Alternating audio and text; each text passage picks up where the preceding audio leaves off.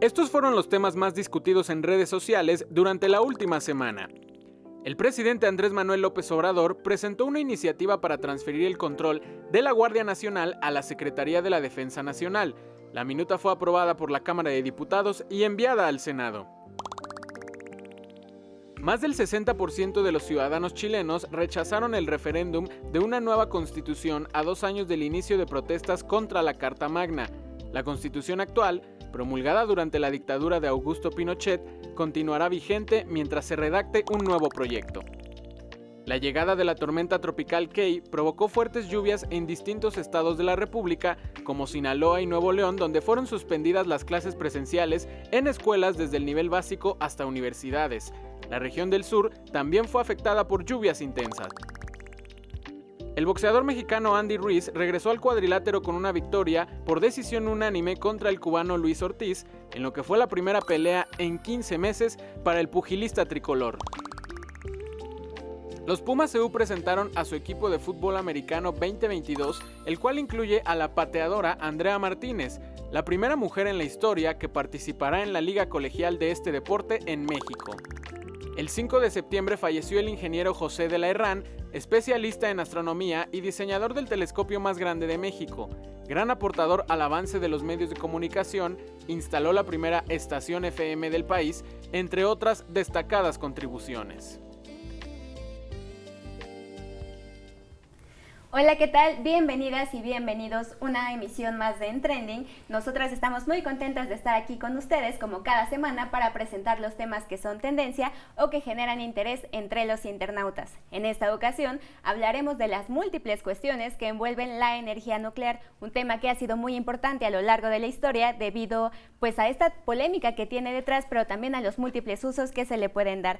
Pero antes de pasar a la información, quiero saludar a mi compañera Viridiana. Viri, ¿cómo estás? Qué gusto compartir un programa tan interesante contigo. Así es, Renola, me da mucho gusto saludarte y también compartir esta emisión contigo en la que, como ya lo adelantabas, pues vamos a estar hablando acerca de la energía nuclear. Y es que hace apenas unos días, el 29 de agosto para ser exacto, se conmemoró el Día Internacional contra los Ensayos Nucleares, una fecha, Ren, que nos invita a hacer conciencia sobre las consecuencias devastadoras que puede traer el armamento nuclear y la utilización de este tipo de energía de forma inadecuada. Sin embargo, hay que decir que la energía nuclear tiene también múltiples beneficios, por ejemplo, para la generación de energía eléctrica de manera sustentable, y es por eso que en este programa, pues además de revisar qué hay detrás de la efeméride, también vamos a hablar de sus beneficios, sus aplicaciones y la importancia de su investigación. Así es, Viri, y para tener este primer acercamiento con la energía nuclear, qué es y cómo funciona, vamos al minuto que Paulina preparó esta semana para nosotros. Seguramente en los libros de física y química de la escuela llegaste a estudiar la energía nuclear, este tipo de energía que ha causado controversia en el mundo por los distintos usos bélicos. Sin embargo, es una gran fuente de energía eléctrica que puede beneficiar a la población gracias a las distintas aplicaciones médicas y ambientales. Proviene del núcleo de un átomo. ¿Qué significa esto? Un átomo es lo más pequeño de la materia y aquí es donde se concentra este tipo de energía. Es tan potente por el movimiento de los mismos átomos y partículas que puede liberarse en enormes cantidades y en muy poco tiempo. Una de las formas más seguras y comunes de utilizarla en las centrales nucleares es a partir de la liberación lenta y periódica de energía, provocando altas temperaturas de calor y a base de diferentes combustibles. Su mal uso, como la fabricación de armas, puede ocasionar grandes catástrofes. Se utiliza comúnmente para generar electricidad a un costo accesible y también para frenar emisiones contaminantes. El uso de la energía nuclear no es del todo negativo, ya que puede beneficiar a la población mundial siempre y cuando se aplique de forma correcta. La energía nuclear ha sido utilizada desde hace mucho tiempo. Actualmente más de 30 países generan energía eléctrica a través de reactores nucleares. Sin embargo, Ren, hay que decir que desafortunadamente la primera vez que se utilizó este tipo de energía fuera del ámbito de la investigación fue para fomentar la creación de la bomba atómica, y a partir de ello pues muchos países también empezaron con armamento nuclear, con ensayos nucleares, dejando consecuencias realmente catastróficas, ¿no es así? Así es, Viri. Lamentablemente todas las posibilidades que ofrece la energía nuclear se han visto opacadas por las consecuencias que puede traer si se hace uso indebido de ella, y eso es lo que ha pasado a lo largo de la historia. Así es, Ren, y muchos son los países pues que han hecho mal uso más bien de este tipo de energía. Pero para saber más acerca de este tema vamos a ver la primera parte del reportaje que esta semana nos presenta Andrés.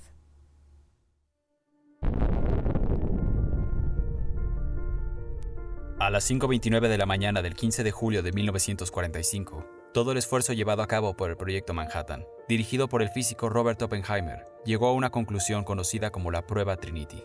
La primera prueba de un arma nuclear explotó exitosamente en Alamogordo, Nuevo México, con una fuerza equivalente a entre 15 y 20.000 toneladas de TNT. Semanas más tarde, los bombardeos a Hiroshima y Nagasaki se convirtieron en el único uso de armas de este tipo que se ha dado en un conflicto bélico. Sin embargo, el uso de armamento nuclear continuó fuera de la guerra, en forma de ensayos nucleares. La prueba de tú diseñas una ojiva nuclear, diseñas una bomba que va a trabajar, por decir algo, con 7 kilos de uranio, por mencionar una cantidad. No puedes hacer una prueba con los 7 kilos de uranio, porque entonces provocarías una destrucción similar a la que tuvimos en Hiroshima o en Nagasaki. Entonces las pruebas implican hacer el mismo procedimiento, pero con cantidades mucho más pequeñas. Tras el fin de la Segunda Guerra Mundial, los aliados se interesaron en la construcción de este tipo de armas, y para 1964 la Unión Soviética, el Reino Unido, Francia y China también habían realizado ensayos nucleares. A pesar de que el Tratado de No Proliferación Nuclear, o TNP, negociado en los años 60, buscó contener la posesión de armamento nuclear a tan solo estos 5 países, la India realizó su primer ensayo en 1974, Pakistán en 1998 y Corea del Norte en 2006. El hecho de hacer las pruebas era, por un lado, un interés científico en verificar que lo que estaban diseñando funcionaba, pero también tenía un interés político, mostrar músculo a los demás países y decirles: lo que tengo es suficientemente potente como para que no te metas conmigo. Y eso fue lo que originó la Guerra Fría. Sin importar cómo se realicen, este tipo de pruebas tienen consecuencias devastadoras en el ambiente en que son detonadas. Las explosiones en la atmósfera dejan material radioactivo que es transportado a grandes distancias por las corrientes de aire. Además, la zona de impacto quedará devastada por el efecto de la temperatura, que fácilmente puede alcanzar millones de grados Celsius. Por su parte, las detonaciones de tipo subterráneo contaminan la Tierra. Si queremos de alguna manera sembrar algún cultivo aprovechable, vamos a tener el problema de que pudiera estar absorbiendo material radioactivo y entonces el producto quede contaminado. Asimismo, los radioisótopos generados pueden depositarse en las corrientes acuíferas subterráneas y contaminar el agua. La energía nuclear, bien utilizada, es sumamente útil, la utilizamos prácticamente todos los días en todo el mundo, pero lamentablemente la energía nuclear mal utilizada pues da pavor. Para continuar hablando sobre la energía nuclear, particularmente de los múltiples usos y beneficios que ofrece para nuestra vida cotidiana, se encuentra con nosotros el doctor Armando Gómez. Él es doctor por la Universidad Técnica de Múnich, también es miembro fundador de la Asociación de Jóvenes por la Energía Nuclear en México y actualmente es presidente de la Sociedad Nuclear Mexicana. Doctor, bienvenido. Un gusto que nos acompañe en el foro de Entrending. Muchísimas gracias por la invitación. Un placer estar aquí con ustedes el día de hoy. Bienvenido, doctor. Pues queremos iniciar esta entrevista, esta charla, preguntándole cuál es el panorama de la investigación de la energía nuclear en México, es decir, qué se está haciendo actualmente en nuestro país. Sí, bueno, primero tendríamos que entrar en contexto de qué es lo que tenemos en México. En México, hablando del uso de la energía nuclear para producir electricidad, tenemos la central nuclear de Laguna Verde, que está en Veracruz. Entonces, como ya iremos platicando en los minutos siguientes, es una de las principales aplicaciones pacíficas de la energía nuclear. Sin embargo, también hay muchas más aplicaciones a la medicina, a la agricultura, el control de plagas se da también con aplicaciones, incluso la datación, como bien lo sabemos.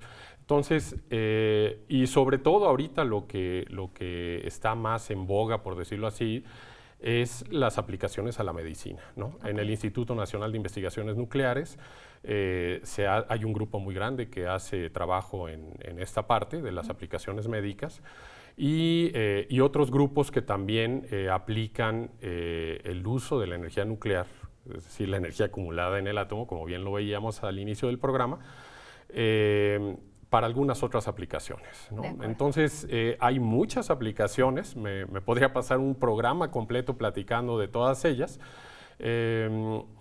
pero este mercado, pues, de aplicaciones hace que México tenga cierto rumbo para poder estudiar, ¿no? Entonces, las aplicaciones, digamos, no energéticas, es decir, las que no tienen que ver con la generación de energía eléctrica, son muy variadas y prácticamente las grandes escuelas, la UNAM, el Politécnico, la UAM, tienen siempre, ya sea en las facultades de ingeniería o de química, algunas ramas que tienen que ver con estas aplicaciones. Exacto. La Universidad Autónoma del Estado de México, también por su cercanía con el Instituto Nacional de Investigaciones Nucleares. Por otro lado están las aplicaciones energéticas, que es todo lo relacionado a el uso de la energía nuclear para generar electricidad. Es decir, lo que hace Laguna Verde, que es una central que, contrario a un reactor experimental que se tiene, por ejemplo, en el ININ, que es para generar radioisótopos u otras aplicaciones, entonces este reactor de Laguna Verde pues se usa justamente para producir energía eléctrica. Entonces, con base en eso, hay programas, ¿no? Por ejemplo, en el Politécnico, que es mi alma mater, donde yo estudié la licenciatura y la maestría, donde se puede estudiar justamente una maestría en ingeniería nuclear, en donde una de las ramas, digamos, más importantes es el análisis de reactores nucleares, ¿no? Para producir energía eléctrica. Doctor, un poco en relación a esto que ya nos comparte, hay muchos mitos en torno a la energía nuclear, sin embargo, si bien estos son los que más como que se comparten, aún hay muchos de los que desconocemos, sobre todo en cuanto a usos y pues beneficios que tienen, sobre todo para lo que ha sido el cambio climático o toda esta parte de la contaminación. ¿Nos los puede compartir? Sí, claro que sí. De hecho, esa es una de las grandes ventajas de la energía nuclear. Desafortunadamente, como lo veíamos, el génesis, el nacimiento de la energía nuclear está asociada con la bomba atómica, y eso hace que sea bien complicado que la gente diga, pueda haber también las bondades, que son muchísimo más que los problemas, ¿no? Entonces, dentro de una de las bondades, y que ahorita es muy importante a nivel mundial y que ya se ha identificado, es el uso de energía eléctrica generada por reactores nucleares, porque la reacción de fisión, que es la que libera el calor que se utiliza en un reactor nuclear, no emite gases de efecto invernadero. Es decir, mediante esa reacción no se genera dióxido de carbono, y entonces esta energía está catalogada en nuestro país, como en muchos más, como una fuente de energía limpia. Es decir, generamos electricidad sin producir gases de efecto invernadero. Ahora, eso es un asunto muy importante, pero otro asunto también muy importante de la generación de energía eléctrica es lo que tiene que ver con la generación constante de energía eléctrica. Es decir, las energías renovables son muy buenas porque también no emiten gases de efecto invernadero, pero tienen un problema, son energías intermitentes. Entonces, por ejemplo, un hospital no puede depender de que sus equipos funcionen si hay luz del sol, pero en la noche no, o si el viento sopla o no. Entonces, hay, digamos, dos ligas. Muchas veces dicen, es que, ¿por qué a la energía nuclear y no a las renovables? Pues es que no están peleadas. La energía nuclear se complementa muy bien con las energías renovables, pero la energía nuclear tiene una gran ventaja, que es una energía, se le llama de carga base. Es decir, genera energía eléctrica de manera constante, 24/7, sin parar, y es más, una vez que se le carga el combustible nuclear, puede pasar hasta 18 meses operando de manera ininterrumpida, generando energía limpia, y de manera constante, ¿no? Entonces, y de ahí justamente las bondades, ¿no? O sea, esta gran aplicación. Disculpe por la interrupción, doctor. Nos queda un poquito menos de un minuto, pero nos gustaría terminar con una reflexión. ¿Por qué es importante seguir fomentando la investigación de la energía nuclear y por qué no debemos temerle a la energía nuclear? Toda fuente tecnológica tiene un riesgo, o sea, todos, ¿no? Pero la energía nuclear, es una industria de las más seguras del mundo. Por ejemplo, la aeronáutica es también de las más seguras, pero hemos escuchado que cae un avión, por ejemplo, ¿no? Y la gente no dice, ya nunca más, ya no hay que volar, ya que se desaparezca. Con la energía nuclear, normalmente la opinión pública es muy injusta, ¿no? Porque Si bien han habido, un accidente muy grande en Chernobyl hace muchos años, vino en un contexto de Guerra Fría y muy diferente a lo que ahora son los reactores nucleares, ¿no? Entonces, al ser una solución ahora contra el cambio climático, es que la energía nuclear está agarrando mucha fuerza, ¿no?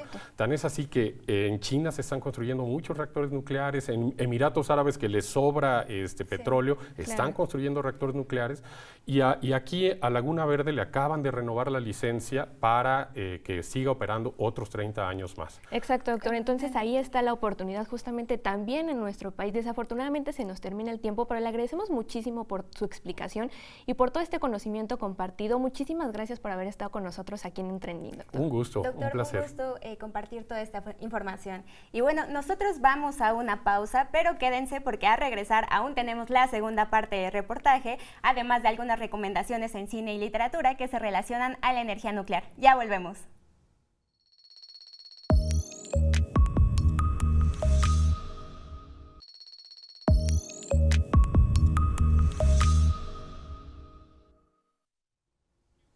Ya estamos de vuelta en Trending para seguir con este programa dedicado a hablar sobre la energía nuclear. Y siguiendo precisamente con esta línea de usos y beneficios, REN, vamos a conocer un proyecto universitario que es del Instituto de Ciencias Nucleares, en donde ofrecen un servicio de desinfección de algunos productos a través de la irradiación con rayos gamma, ¿no es así? Cuéntanos más sobre este proyecto universitario. Así es, Viri. Nuestra universidad también busca ayudar en la esterilización de diferentes productos, entre los que se encuentran cosméticos, alimentos y muchos otros, de los que nos cuenta Cristian más a detalle en la siguiente nota. El Instituto de Ciencias Nucleares de la UNAM cuenta con la unidad de irradiación, que ofrece servicios a pequeñas y medianas empresas, así como al público en general, el servicio de irradiación como método de desinfección alternativo. Y eventualmente se va ofertando el servicio, se va viendo que la industria lo requiere. Así se empieza a probar con ciertos cosméticos pues, la sanitización de sus productos o de los envases o de los plásticos o de las brochas. Entonces empieza en los 90s a ver que sí era conveniente tanto para la industria a nivel piloto como para el instituto, y entonces se arranca en esas épocas la irradiación industrial. La radiación gamma es eficaz para desinfectar y esterilizar diversos productos, como alimentos deshidratados, desechables de uso médico y quirúrgico, productos herbolarios, envases diversos, medicamentos y cosméticos, entre otros. Para las empresas puede ser una opción segura y de bajo costo para desinfectar desde materias primas hasta productos sellados ya en su empaque final. Tenemos todas las condiciones de seguridad que nos exigen las normas. El personal está entrenado en las áreas de protección radiológica, seguridad radiológica, en la operación del equipo. Tenemos monitoreo personal, dosimétrico, médico. O sea, por esa parte el lugar sí es seguro. O sea, es una instalación que cumple con toda la legislación que se exige en este tipo de instalaciones.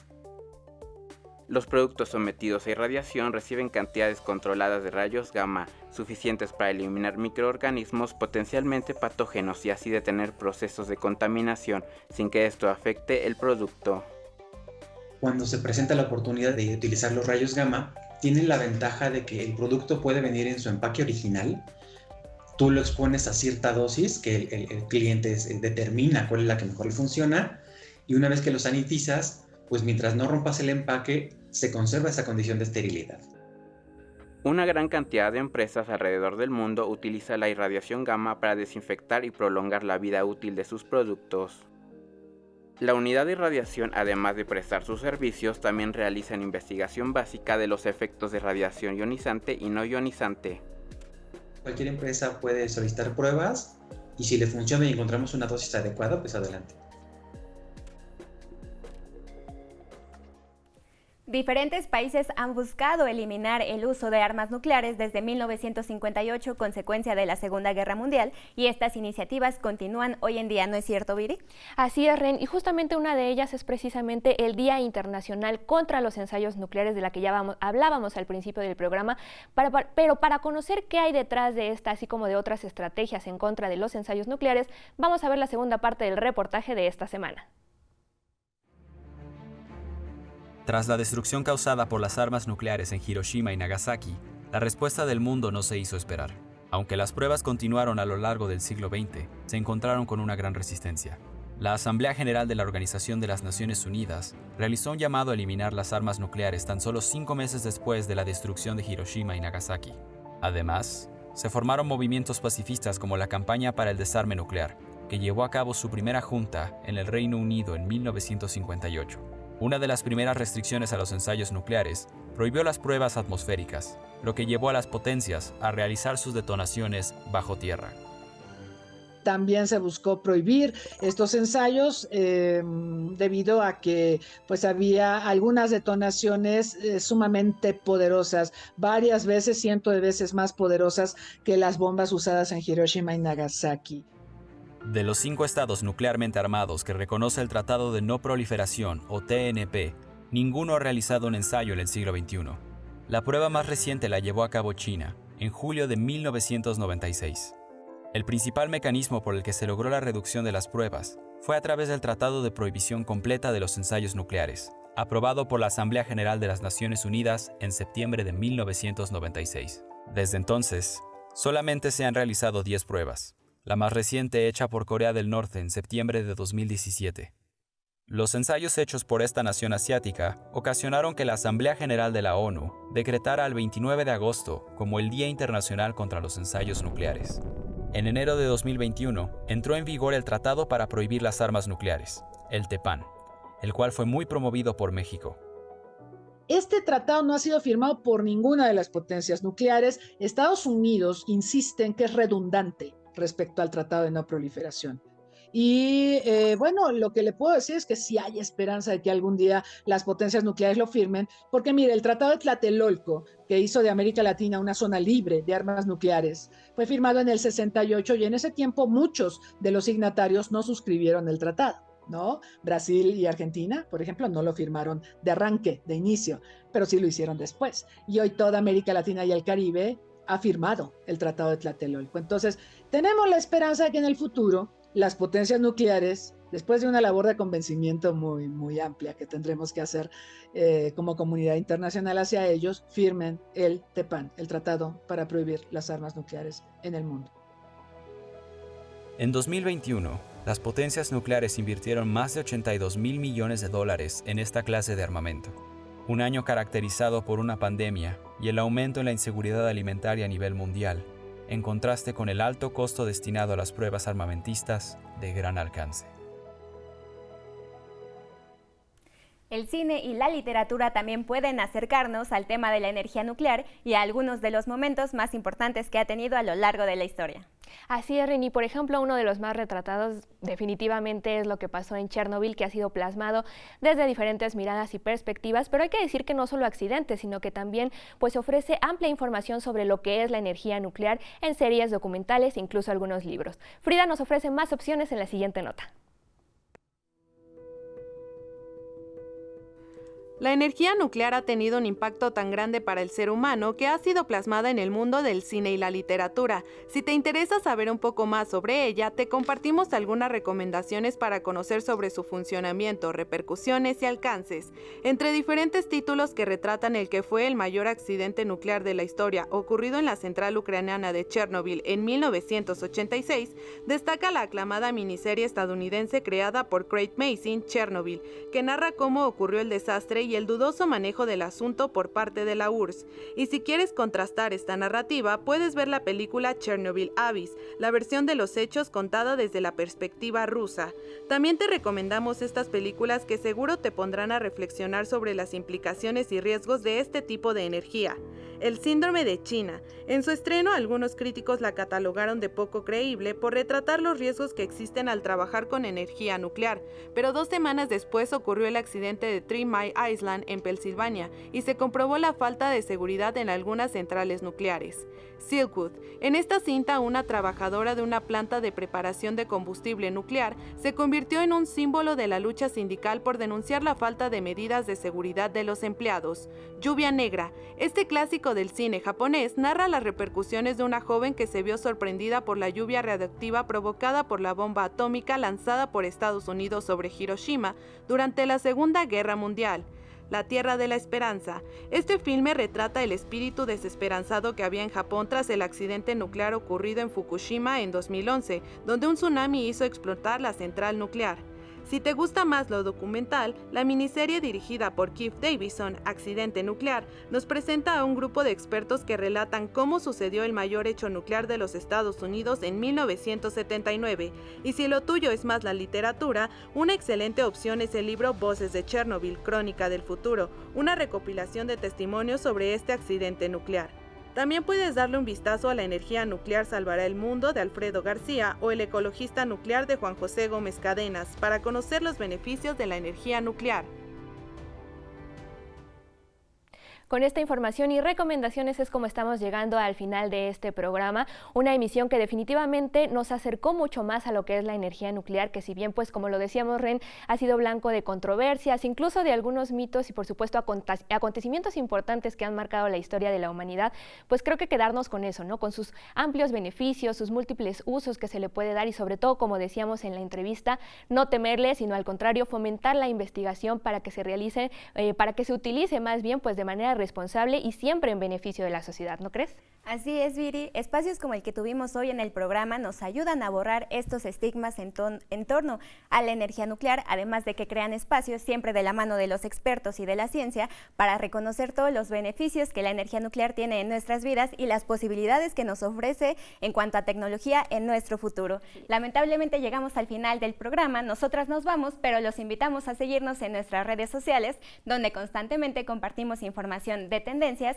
y acompañarnos todos los jueves aquí en la señal de TV UNAM por el 20.1 a las 20:30 horas y los sábados en repetición a las 19 horas. Hasta la siguiente semana, Viri. Nos vemos, Ren, un gusto, hasta la próxima.